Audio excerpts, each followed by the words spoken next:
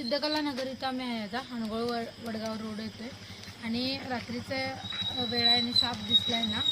यांना महत्त्वाची गोष्ट ही आहे की कुणाला दिसत केला जातो तुम्हाला दिसला. तुम्हाला माहिती होतं कुठला साप आहे कोणता सांगा. मण्यार साप होता आणि त्यांना आहे आणि माहिती असून सुद्धा त्यांनी जाऊ दे म्हणत होते. त्याच्यानंतर 1 तास झाला तो तसाच बसून होता म्हणून मग त्यांनी हां फिरत होता.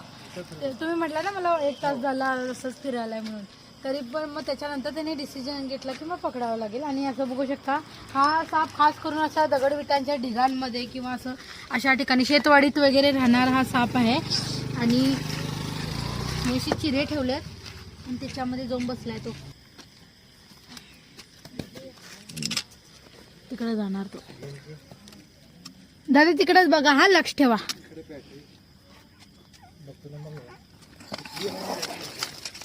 आणि असं त्याला मी ओढलाय.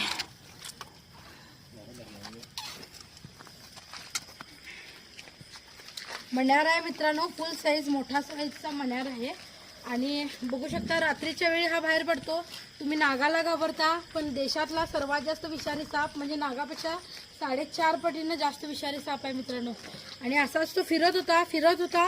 मण्यार साप इतका विषारी आहे हे माहीत असून सुद्धा त्यांनी जाऊ दे म्हणत होते. ही फार मोठी गोष्ट आहे. ह्यालाच अवेअरनेस म्हणतो, लक्षात घ्या. आमचं माहिती सांगायचा उद्देश हाच असतो की अवेअरनेस लोकांमध्ये पसरावा. किती विषारी जरी असला साप तर तो का येऊन तुम्हाला असा उडून चावत नाही, लक्षात घ्या. आणि त्याचा हेतू पण तो नसतोय.